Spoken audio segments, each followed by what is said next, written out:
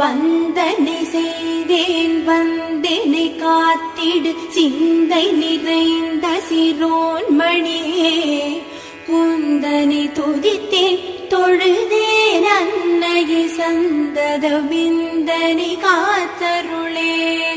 சொந்தமும் நீயே பந்தமும் நீயே புந்தியில் வந்தருள் புரிபவளே